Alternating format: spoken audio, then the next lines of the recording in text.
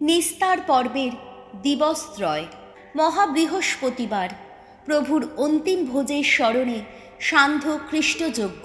প্রথম পাঠ যাত্রা পুস্তক 12 অধ্যায়, পদ সংখ্যা 1 থেকে 8 এবং 11 থেকে 14।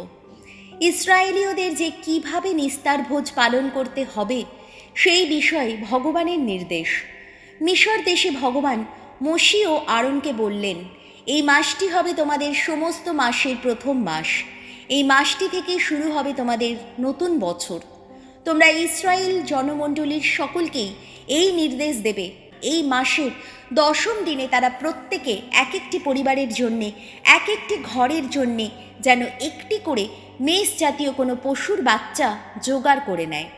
গোটা বাচ্চাটির মাংস খাওয়ার পক্ষে ঘরের লোক সংখ্যা যদি কম হয়, তাহলে সবচেয়ে কাছের প্রতিবেশীর সঙ্গে ব্যবস্থা করে মোট লোক সংখ্যা অনুসারেই যেন বাচ্চাটি জোগাড় করে নেওয়া হয়। কে কতটা খেতে পারে তা হিসেব করেই যেন মোট লোক সংখ্যা অনুসারেই যেন বাচ্চাটি জোগাড় করে নেওয়া হয়। কে কতটা খেতে পারে তা হিসেব করেই যেন সেটি বেছে নেওয়া হয়। খুঁত নেই, 1 বছরের এমন একটি মদ্দা বাচ্চাকেই বেছে নিতে হবে। তা মেষও হতে পারে, ছাগও হতে পারে। মাসের 14 দিনটি পর্যন্ত তাকে বাঁচিয়ে রাখা হবে। সেদিন সন্ধে হওয়ার সময় ইসরায়েল জনমণ্ডলীর সমবেত সকলেই যে যার পশুটি জবাই করবে। তারপর সেটির খানিকটা রক্ত নিয়ে যাওয়া হবে। যেসব ঘরে পশুটির মাংস খাওয়া হবে সেই সব ঘরের দরজার 2 বাজুতে ও কপালিতে ওই রক্ত লাগিয়ে দেওয়া হবে। সে রাত্রেই মাংসটা খেয়ে নিতে হবে। আগুনে ঝলসেই তা খেতে হবে, খামিরবিহীন রুটি ও তেতো শাক দিয়ে। মাংস খেতে হবে এইভাবে: কোমরে থাকবে বন্ধনী, পায়ে থাকবে জুতো, হাতে থাকবে লাঠি। আর তাড়াতাড়ি খেতে হবে, কেননা ভগবান যে সেই সময় নিস্তরণ করে যাবেন। সেই রাতে আমি মিশর দেশের মধ্য দিয়ে যাব। মানুষ ও পশুর প্রথম জাতককে আমি প্রাণে মেরে যাব, এবং এই আমি ভগবান মিশরের সমস্ত দেবতার যোগ্য দণ্ডবিধান করে যাব। তোমরা যেসব বাড়িতে আছো সেখানকার ওই রক্তের দাগ তখন তোমাদের উপস্থিতি চিহ্নিত করবে। ওই রক্তের দাগ দেখেই আমি তোমাদের ডিঙিয়ে এগিয়ে যাব। এইভাবে আমি যখন মিশর দেশের বুকে আঘাত আনব, তখন সেই বিধ্বংসী দুর্বিপাক তোমাদের স্পর্শ করবে না। এই দিনটি তোমাদের কাছে এক স্মারক দিবস হয়ে থাকবে। ভগবানের সম্মানে পালনীয় পর্বদিন রূপেই তোমরা তা উদযাপন করবে। পুরুষানুক্রমেই তা উদযাপন করে যাবে। এই বিধি চিরপালনীয়। প্রভুর বাণী। শাম সঙ্গীত ধুয়ো। ধন্য সেই রুটি, ধন্য সেই পাত্র, ধন্য প্রভুর সঙ্গে আমাদের সবার মিলন। ভগবান আমার জন্যে করেছেন যা কিছু মঙ্গল, তাকে কী বা দেব তার প্রতিদানে? ত্রাণ পাত্রখানি তুলে ধরে আমি ভগবানের নাম আহা করব স্মরণ।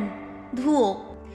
ধন্য সেই রুটি, ধন্য সেই পাত্র, ধন্য প্রভুর সঙ্গে আমাদের সবার মিলন।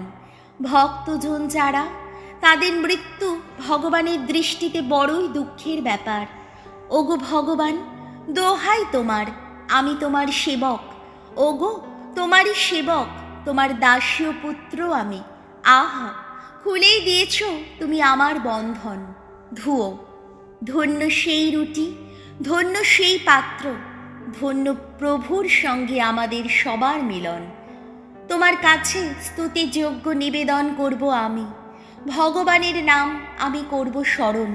ভগবানের কাছে যা কিছু মানত করেছি আমি, তার সকল ভক্তের সামনে তা পূর্ণই করব। ধুয়ো।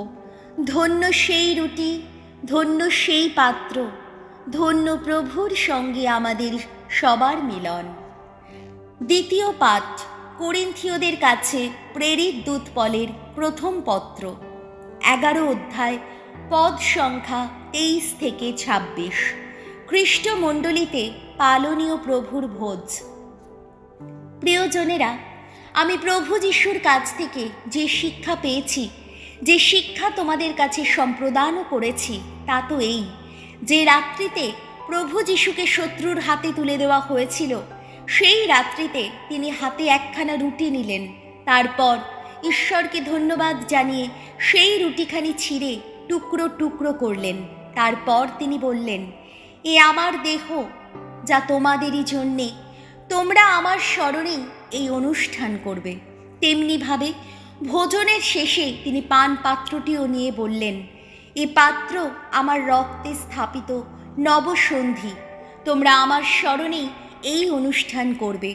যতবার এই পাত্র থেকে পান করবে ততবারই, বাস্তবিক যতবার তোমরা এই রুটি খাও আর এই পাত্র থেকে পান করো, ততবার তোমরা তো প্রভুর মৃত্যুর কথাই ঘোষণা করো, যতদিন না তিনি আসছেন।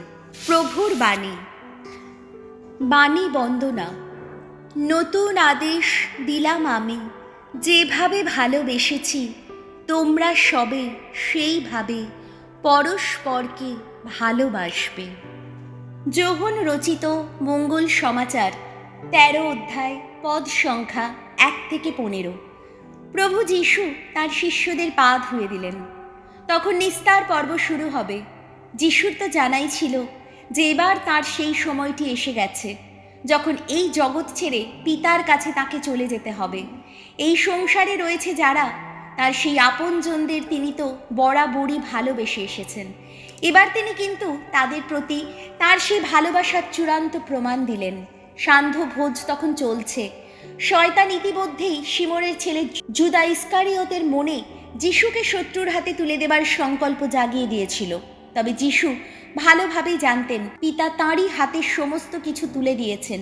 এও তিনি জানতেন যে ঈশ্বরের কাছ থেকেই এসেছেন তিনি, আর ঈশ্বরের কাছেই ফিরে যাচ্ছেন। তিনি তখন খাওয়ার আসন থেকে উঠে গায়ের জামাটা খুলে রাখলেন এবং একটা গামছা নিয়ে কোমরে জড়ালেন। তারপর একটা পাত্রে জল ঢেলে তিনি শিষ্যদের পা ধুয়ে দিতে আরম্ভ করলেন আর কোমরের গামছাটা দিয়ে তা মুছিয়ে দিতে লাগলেন। এইভাবে তিনি সিমন পিতরের কাছে এলেন। কিন্তু পিতর তাকে বললেন, সে কি প্রভু, আপনি আমার পা ধুয়ে দেবেন? যিশু তাকে উত্তর দিলেন, আমি কি করছি এখন অবশ্য তা বুঝতে পারছো না, কিন্তু পরে বুঝতে পারবে। পিতর তাকে বললেন, না, আমার পা আপনি ধুয়ে দেবেন না, কখনো না। যিশু উত্তর দিলেন, আমি যদি ধুয়ে না দিই তাহলে আমার সঙ্গে কিন্তু তোমার কোনো সম্পর্কই যে থাকে না। সিমন পিতর তাকে বললেন, প্রভু, তাহলে শুধু পা নয়, আমার হাত আর আমার মাথাও আপনি ধুয়ে দিন। যিশু তখন তাকে বললেন, যে স্নান করেছে শুধু পা ছাড়া তার আর কিছু ধোবার প্রয়োজন নেই, সর্বাঙ্গী সে সূচি। তোমরাও তো সূচি, কিন্তু সকলে নও। তিনি অবশ্য জানতেন কে তাকে শত্রুর হাতে তুলে দেবে, তাই তিনি বললেন, তোমরা সকলে সূচি নও। তাদের পা ধুয়ে দেবার পর তিনি গায়ের জামাটা পরে নিয়ে খাবার খাওয়ার আসনে গিয়ে বসলেন। তখন তিনি তাদের বললেন, আমি এখন তোমাদের জন্য কি করলাম তোমরা কি তা বুঝতে পারছ? তোমরা তো আমাকে গুরু বা প্রভু বলে থাকো, আর ঠিকই বলো, আমি তো সত্যিই তাই। কাজেই প্রভু ও গুরু হয়ে আমি যখন তোমাদের পা ধুয়ে দিলাম, তখন তোমাদেরও পরস্পরের পা ধুয়ে দেওয়া উচিত। আমি তো এখন তোমাদের সামনে একটি আদর্শই তুলে ধরলাম। আমি তোমাদের জন্যে যেমনটি করলাম, আমি চাই তোমরাও ঠিক তেমনটি করবে। প্রভু যিশুর মঙ্গল সমাচার।